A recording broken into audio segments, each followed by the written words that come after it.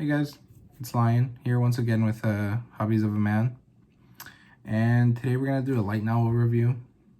I will eventually get to manga reviews, I promise. I just find light novels the more compelling of the two right now, so I'm focusing on those. But I will eventually get to manga. Yeah, anyway. So like I said, today we're doing a light novel review, and before we talk about that, I want to ask you guys to please like and subscribe. I want to hit 20 subscribers by the end of the month, if we can, and that would really mean a lot to me, so I please ask you guys to do so. It's not many, but it's something, and what I want is basically to show that my channel is growing, and to, you know, get to meet more people. So please leave a comment down below, subscribe, you know, all that jazz. It'd really appreciate it. I would really appreciate it.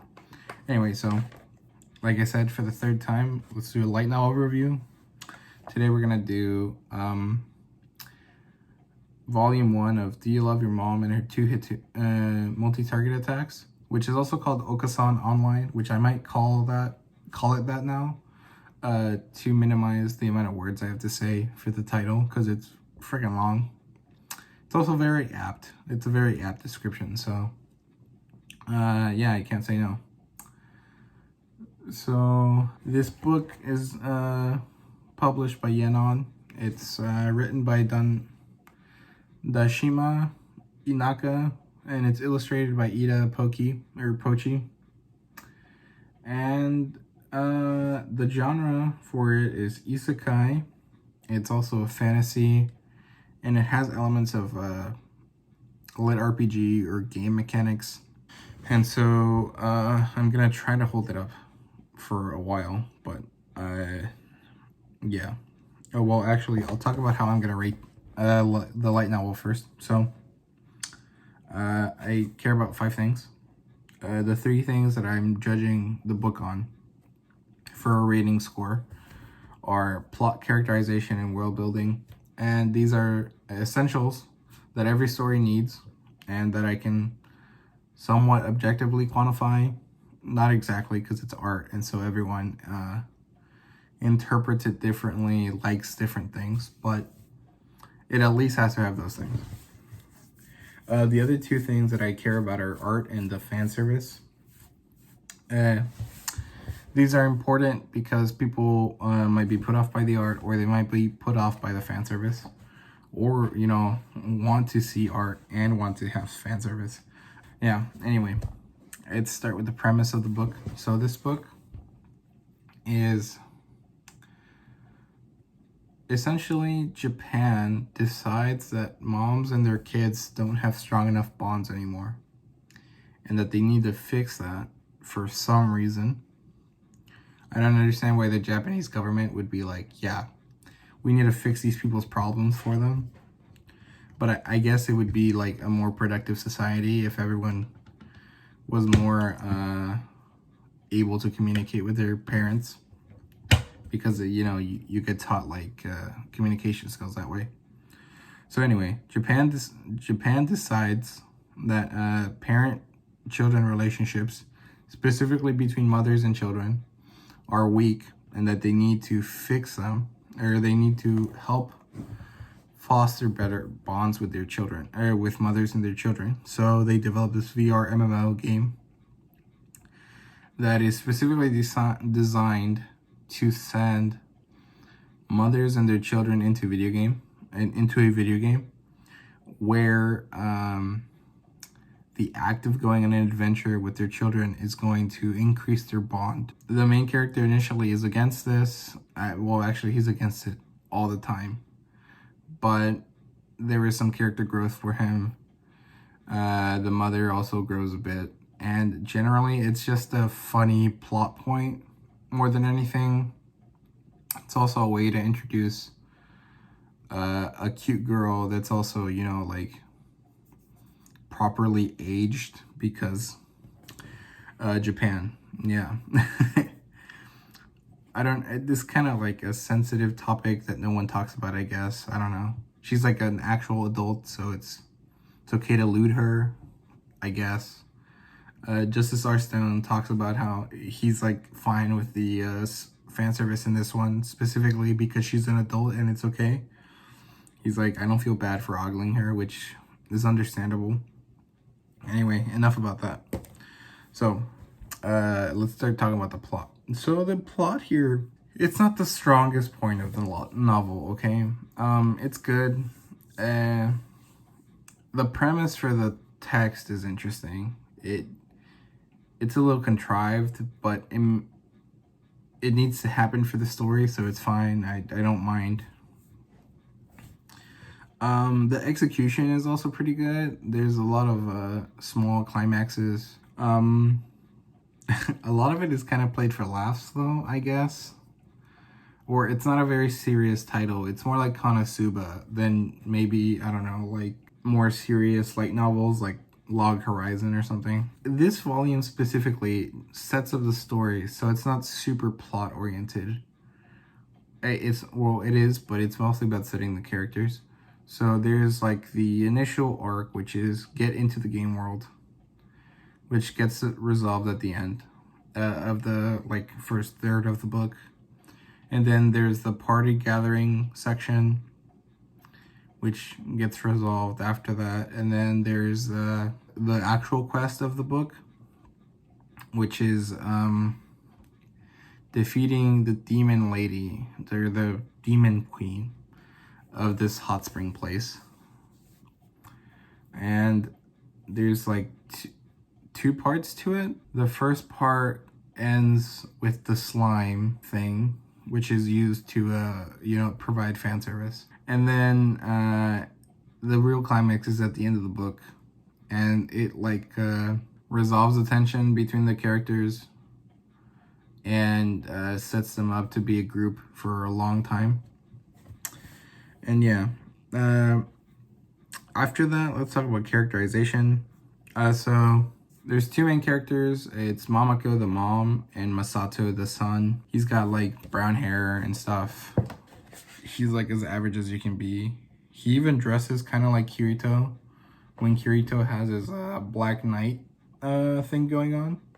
And his special sword looks like the Elucidator from SAO. I think it's the Elucidator. It's like the black sword. Then there's the two party members who are Wise is like the tsundere girl, and Porta is like the cute lolly who has like some foreshadowing to her, which I think is gonna be like she's like looking for someone to take care of them and stuff, because there's a few hints and like pieces of it where she's one of the testers, but she's doesn't have a mom near her anywhere, and she's always asking Mamako to treat her like a child, like her child. Or well, she's not asking directly, but a lot of what she does is like, hey, can I have a hug too, and stuff like that. So I assume that she's the like the neglected child, which I think is actually something that could be pretty interesting, because that's maybe something we don't see every day in Japanese media of this sort. Yeah. So there's the four party members, and then there's a kind of like guide character whose name is Shiraze, who appears several times in the book, but is technically a different character each time. It's just like in the human world, she's the government worker, and then in the game world, she appears twice as two different characters, and they all have like slightly different spelling on their name that is essentially like elongating the word, and she like makes puns with it. Like she's like straightforward or something. That's what Shiraze means. Or earnest, I don't remember. But it's like spelled slightly differently, or like they add letters. And then there's Kazuno, I think is her name, who's like the antagonist of the volume. And there's like a small spoiler there. So yeah, the characterization is good because they're all unique. Yeah, it feels kind of like Konosuba now that I'm sitting here and thinking about it, because it's very much like a normal guy and then weird people around him, and it's like crazy. Like Wise wants to finish the game, but she hates her mom, so she can't. So she gets she tries to get Mamako to adopt her, and so she does everything she can to be the perfect child. So Mamako will recognize her as her kid. Porta is just there. She's just like useful and kind and cute and stuff. Mamako's like basically a yandere without like killing anyone yet. And she's also OP as hell. So she would be kind of like the Aqua, but like actually useful. And then, yeah, I don't know. It's something. It's very interesting. It's probably the best part of the novel. I mostly like the novel because of the premise. Anyway, world building, basically non-existent. Besides the premise and the basics of the game world, which are basically just RPG rules. Without leveling, you just magically gain skills as you do stuff. Mamako gets skills in a very Deus Ex Machina kind of way. Like one time they're in a cave and it's dark and they need light, so Mamako starts glowing. That's part of the OP-ness of it. She just has whatever skill they need. And yeah, but the overpoweredness isn't used that much, so it's pretty okay, I guess. And that's it for that. Yeah, I don't know. Okay, the next part is the art. So the art is really good. I really love it. I think Ida Poki is a hentai artist, but don't quote me on that, but I'm pretty sure it's true. There's another series that's drawn by him. It's like the older sister-like one, which is about a summoned demon girl or something like that. I saw a review about it by that man and his merch, which I thought was interesting, but I don't know. Anyway, yeah, I think this is a hentai artist.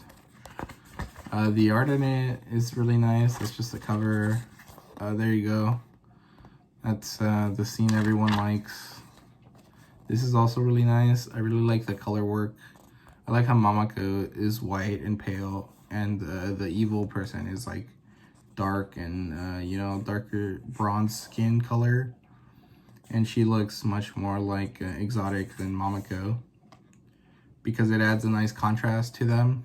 It makes them stand out against each other because they're basically two sides of the same coin. This is like a mother that hates her children, and this is a mother that loves her children, and both of them are unconditionally. So it's really nice in that sense. And let's talk about fan service now. Obviously, there is some, like I showed you guys the bathtub scene. Most of fan service is very, like it's there, and it's usually played for laughs, but it's not the main focus.